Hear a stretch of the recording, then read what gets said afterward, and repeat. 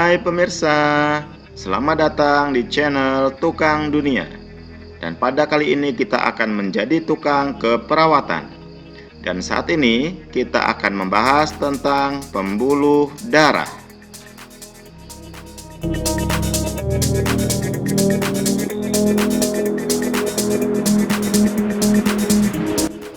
Memahami pembuluh darah merupakan dasar bagi medis maupun paramedis untuk memahami lebih lanjut tentang jantung dan peredaran darah. Di dalam tubuh kita terdapat 3 jenis pembuluh. Yang pertama adalah pembuluh darah itu sendiri, yang terdiri dari yang pertama pembuluh darah arteri, yang kedua adalah pembuluh darah vena, dan yang ketiga adalah pembuluh darah kapiler. Dan ada lagi yang disebut dengan pembuluh limfe. Nanti akan kita jelaskan pada video lebih lanjut.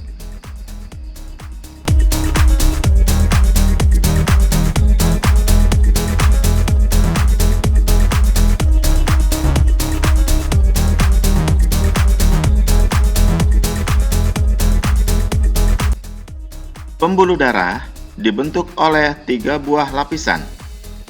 Lapisan yang pertama disebut dengan tunika intima. Tunika intima ini dibentuk oleh 3 buah lapisan yang terdiri dari jaringan endotel, jaringan penyambung atau konektif tisu, dan membran elastis internal.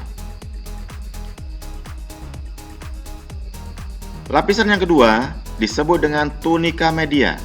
Pada lapisan ini terdapat membran elastis eksternal yang memungkinkan pembuluh darah mengadakan vasokonstriksi dan vasodilatasi. Dan lapisan yang ketiga disebut dengan tunika eksterna. Pembuluh darah arteri dan pembuluh darah vena mempunyai dinding yang relatif sama namun berbeda di beberapa bagian. Di antara perbedaan tersebut diantaranya adalah yang pertama dari sisi warna. Arteri mempunyai warna merah. Ini menandakan bahwa darah yang mengalir pada pembuluh darah arteri banyak mengandung oksigen. Sedangkan vena itu berwarna biru. Ini menandakan bahwa darah yang mengalir pada pembuluh darah vena itu banyak mengandung karbon dioksida. Yang kedua, arah aliran. Pembuluh darah arteri alirannya cenderung meninggalkan jantung menuju ke seluruh tubuh. Sedangkan vena aliran darahnya itu dari seluruh tubuh menuju ke jantung. Yang ketiga, ketebalan dinding. Pembuluh darah arteri dindingnya lebih tebal dan elastis, sedangkan pada vena dindingnya lebih tipis. Yang keempat, denyutan. Pembuluh darah arteri dapat diraba atau berdenyut seirama dengan denyut dari jantung, sedangkan vena tidak berdenyut sama sekali. Yang kelima, letak. Pembuluh darah arteri letaknya cenderung lebih dalam atau profunda. Hal ini menguntungkan kita apabila terjadi luka, maka darah tidak sekonyong-konyong menyembur keluar. Sedangkan pada vena letaknya lebih dangkal atau superficial, sehingga apabila terjadi luka, biasanya darah hanya menetes.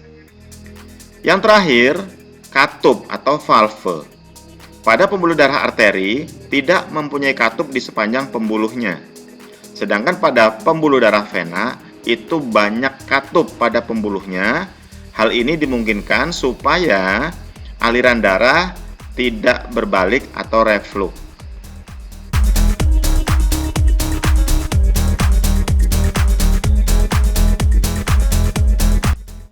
Pembuluh darah kapiler. Pembuluh darah kapiler merupakan pembuluh darah terkecil, tempat di mana pembuluh kapiler arteri dan pembuluh kapiler vena bertemu atau disebut dengan anastomose.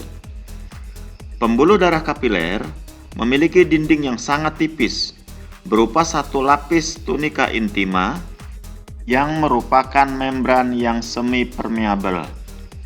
Di tempat inilah terjadi proses difusi di mana oksigen dan nutrien akan diserap oleh sel-sel melalui kapiler arteri.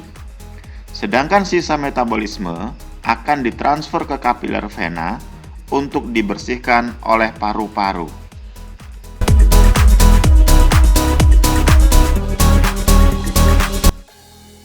Pembuluh darah arteri dan pembuluh darah vena mempunyai pembuluh dari yang terbesar hingga yang terkecil, yaitu yang pertama pembuluh darah arteri. Pembuluh darah arteri terbesar disebut dengan aorta. Cabang dari aorta disebut dengan arteri. Cabang dari arteri disebut dengan arteriol, sedangkan cabang dari arteriol disebut dengan kapiler arteri. Yang kedua, pembuluh darah vena. Pembuluh darah vena terbesar disebut dengan vena cava, di mana ada dua, yaitu vena cava superior dari tubuh bagian atas dan vena cava inferior dari tubuh bagian bawah. Cabang dari vena cava disebut dengan vena. Cabang dari vena disebut dengan venula, dan cabang dari venula disebut dengan kapiler vena.